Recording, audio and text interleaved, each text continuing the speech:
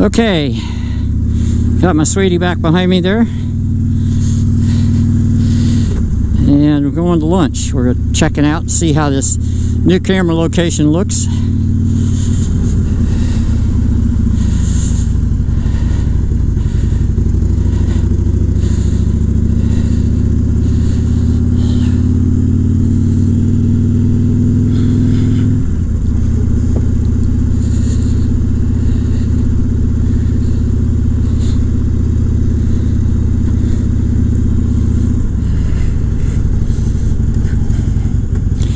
Bike is filthy.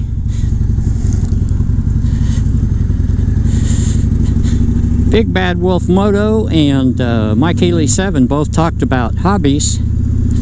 I thought that was interesting. Big Bad Wolf Moto is a pretty talented fellow, I'll tell you. Of course, Mike Haley 7 is okay too, I suppose. Of course, Orvis 128 might say, well, I don't know about that, but anyway, he's a okay guy. We don't agree on some things, but you know, that's life. That's how it is. Anyway, my hobbies. Well, beside motorcycling, I assume that was what the question was. I used to fly planes for a hobby. I used to race them, as a matter of fact. I raced in many races in Formula One racing. I even have a picture of my airplane doing some aerobatics on my channel. And I restored cars. I restored old Mercedes, and then I changed it over to Miatas as I got older. I think I restored 5 Miatas. I own one still. You've probably seen it in my videos. Pretty good car. It's virtually bulletproof. Now that I've said that, I'll probably have trouble with it, but it's got 300,000 miles on it. I have overhauled the engine. When I did that, when I restored it 120,000 miles ago.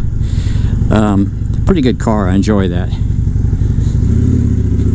As far as other hobbies, just being with my sweetheart, who's right behind me, and taking good care of her.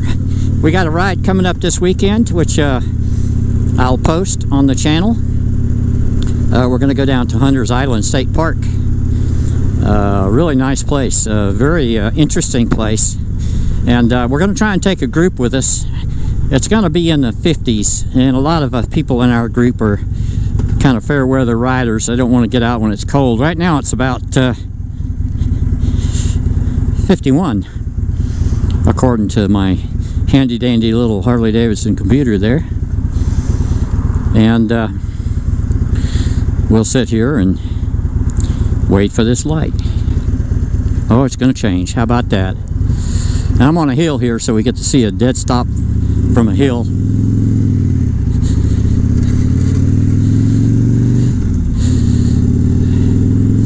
This is a little town of Summerville, South Carolina. It's just outside of Charleston. It's a bedroom community for Charleston. Really nice little town. It's got a lot of growing pains right now. Traffic and stuff like that. This is a holiday, so you're not seeing the kind of traffic that we typically see here. On a work day at 12 o'clock, give or take, you would see bumper-to-bumper traffic out here.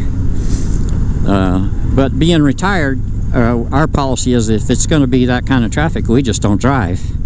If we do have to drive, we had to evacuate for a hurricane a couple years ago, and the wife and I got hung up in traffic doing the evacuation. So when the second hurricane came, we didn't evacuate. We just stayed at home. It turned out to be the right thing to do in that particular case, but sometimes it's not the thing to do. Okay.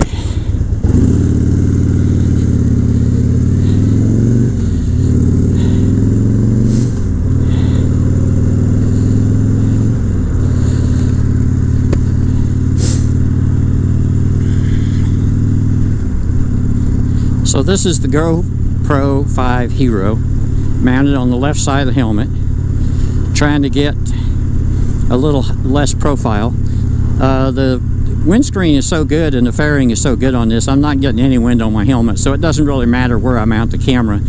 To me, it's just wherever it goes that's a little less dorky. And being on top is about as dorky as it gets. On the side, yeah, it's dorky, but not as dorky. You get a little bit more look to the left, which is what my Kaylee 7 has too. I think he uses a Cena. But I think he's thinking about going back to a GoPro. Here we go, we're at the biker bar.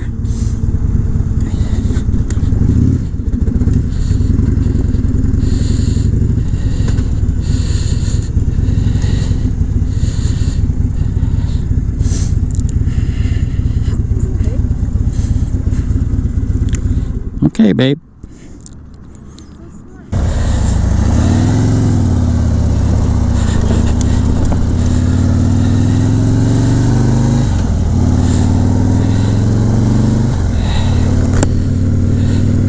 Okay. Had our lunch. And we are going for a little ride now.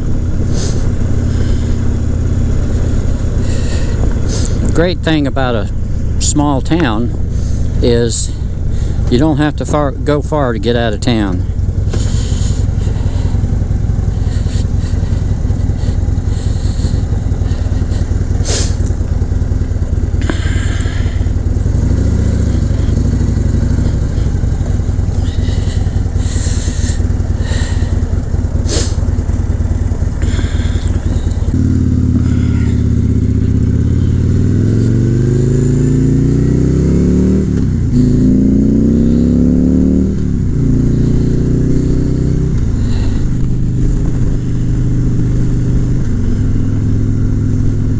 Still got my wife behind me. Had a good lunch. I like riding this time of year because you don't get as many idiots on the road, it seems like. I don't know why that is. Around here we seem to have our share of idiots. We've got a lot of people here that relocated from all over the country, and some of them brought their really bad driving habits with them. We observe that fairly regularly. But we're heading out of town now. There's neighborhoods on both sides, as you can see. The expensive neighborhood is to the right. They could afford a noise fence, mostly to for the benefit of the motorcycles going by, I'm assuming. South Carolina doesn't have a law on pipes or helmets for that matter. And I personally think a helmet law should be mandatory. I don't understand why it hasn't been done so.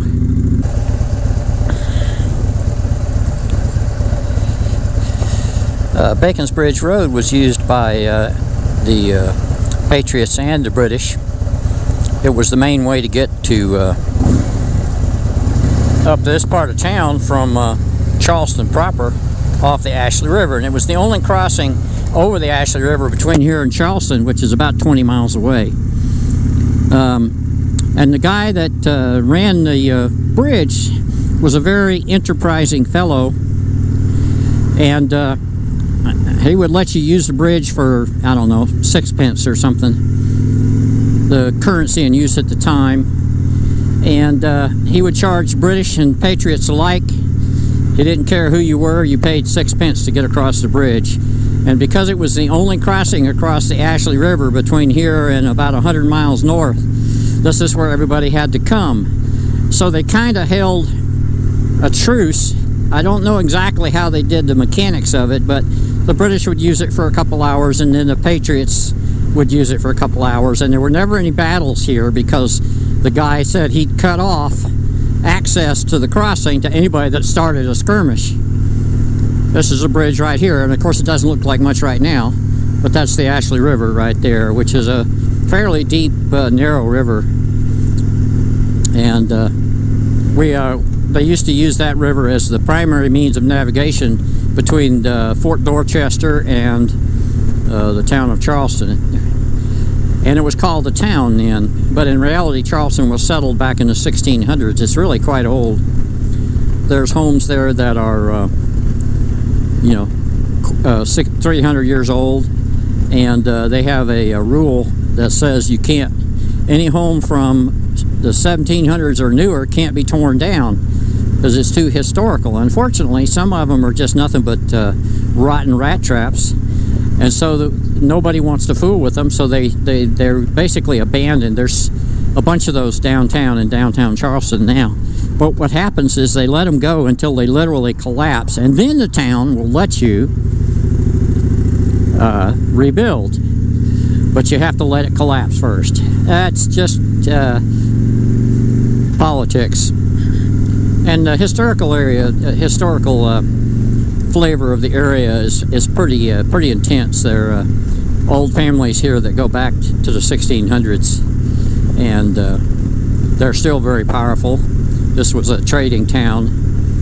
A lot of battles here. The Swamp Fox actually was headquartered not far from here. If you've ever heard of him, Francis Marion, who was a patriot general. And the Disney company did a series on the Swamp Fox for many years back in the late 50s and early 60s. I remember it as a kid. I used to love that show. Interesting, no brake lights. And I still have a collection of the Swamp Fox TV shows from Disney, but from the 50s on CD. I found it on eBay. And I watch them from time to time. They're a little dated, as Leslie Nielsen played the Swamp Fox. And that was a fun show. This area is growing to the tune of 50,000 a year, they're saying right now. And they're having to do a lot of road work and a lot of infrastructure improvements. But the problem with not being able to get across the Ashley River still exists. Bacon's Bridge Road is still the only bridge across the Ashley River for 20 miles until you get down to Charleston. And then there, of course, are multiple bridges across the river there. But if you need to get on the other side of the river, you've got to either cross at Bacon's Bridge or go to Charleston. But the good news is there's absolutely no 6-pence toll anymore. Now this area here, this particular road, was actually a road in use in the 1700s. It's been expanded numerous times, and it's a beautiful road to drive in the summertime because it stays cool because of all the shade from the trees. Interstate 26 is not too far away, and a lot of people prefer to take 26 to go to town, but it's hot in the summer because it just bakes all day long because there's no trees. And I prefer not to use it, not because I don't like getting on the freeway, because I'll travel the freeway. When I went to the Hootenanny back in July of last year, I took freeway a good part of the distance. It's just more convenient, you know, and I didn't want to get tired, which was the problem I had when I didn't sleep. I didn't mention in my previous video why I didn't sleep for a couple days. There was a gentleman that shared my room with me, was a snorer, and a really sweet guy, and I'm not going to mention his name, but he did keep me awake one night, and then the following night we were in another motel and they were having a party in the room next door, so I didn't get any sleep that night either. So along about, I don't know, it was 10 or 11 o'clock, we left early the next day, 10 or 11 o'clock or something like that, maybe noon. I started getting really fatigued, and a couple times when we stopped I dropped the bike because I just was not with the program as far as being on my game.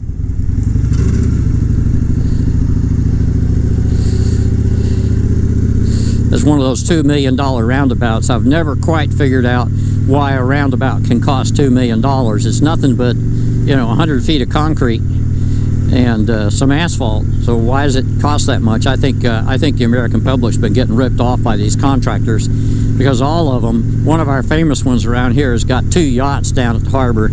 And the way I see it, he's charging too much money if he can afford 2 yachts.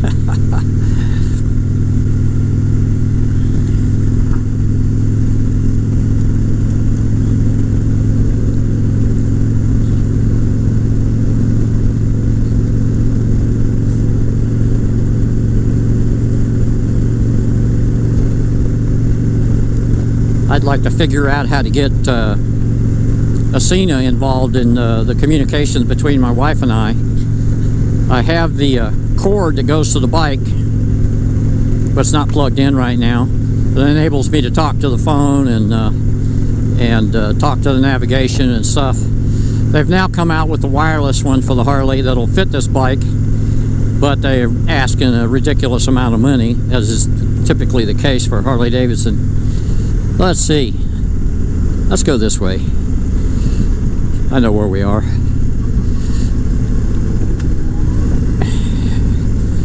We're just out riding around today.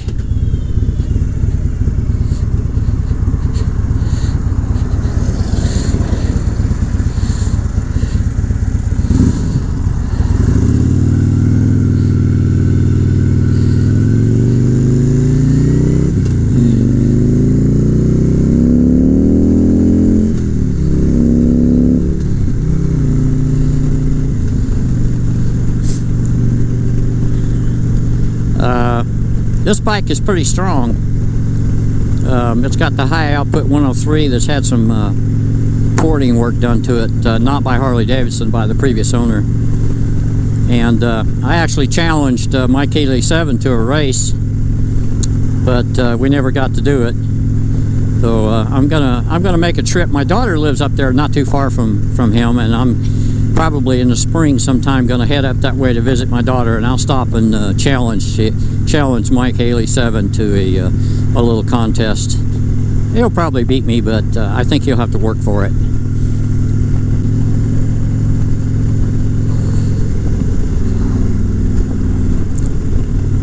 This is US 17. It goes to Savannah, fairly major road, secondary road.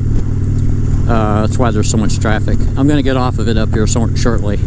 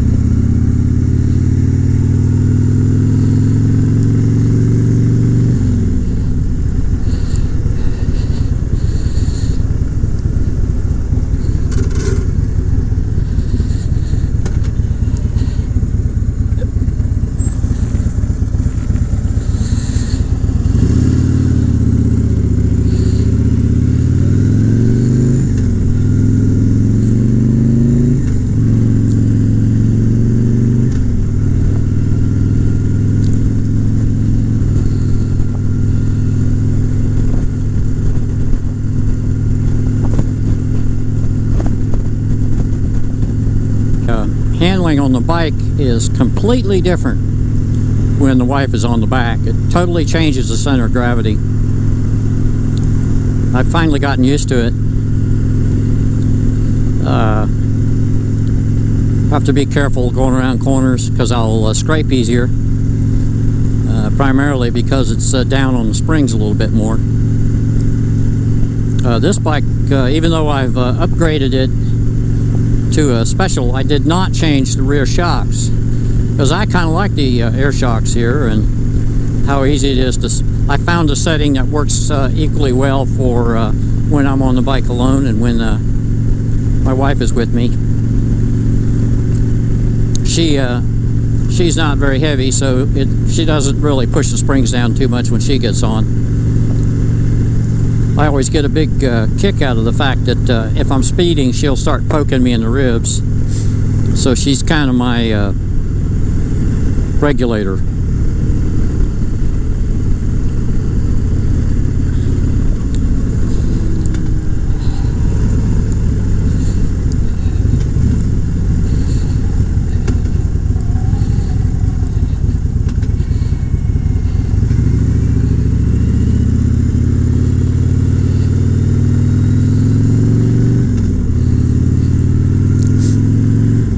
Trying to figure out if I like having this camera on the left side. I don't think I mind the helmet being in the picture a little bit. I'm wondering if it's putting too much weight on one side, but it doesn't seem to be doing that. I don't really notice any difference. The camera itself is not very heavy. The monster battery pack that I use for it is sitting on the back of the helmet over the DOT label, and that lets me run the camera all day long if I want to. I don't even have as I said in one of my other videos, I don't even have a battery in the GoPro. It runs just fine this way with a remote battery, and you can go longer than 40 minutes or so that you can get off the standard GoPro battery. You don't have to carry a bunch of them around with you. Just carry the monster battery. It's a 10,000 milliamp hour battery, and it takes about 7 hours to charge, but you get about 7 hours use out of it, so it's actually pretty good. My wife is a really good rider. I wish I could get her to get her own bike, but she didn't want to do it. She's happy back there, and it took her a while to get used to when she could move around and when she didn't.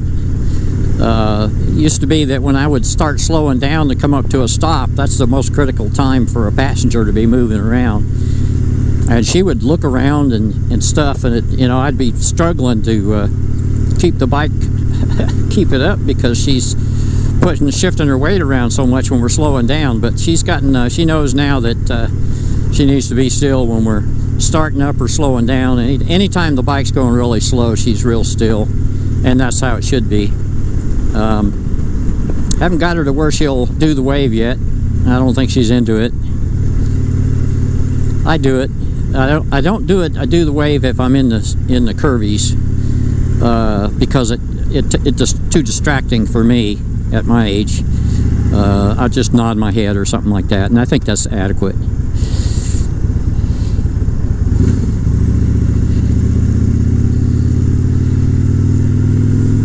Well, this is going to end up being a long video. I'm going to stop talking right here and say goodbye. And I'll just stop the camera. I'll leave it recording, but I'll probably stop right about there for the video I'm going to put on YouTube, because people won't watch them if they're too long. And I do tend to ramble. I think what I'm going to do is maybe put a little light music in between those long pauses, or maybe cut them out. I see what other people do, so I'll figure it out. But I enjoy talking to you guys, so you guys have a good day.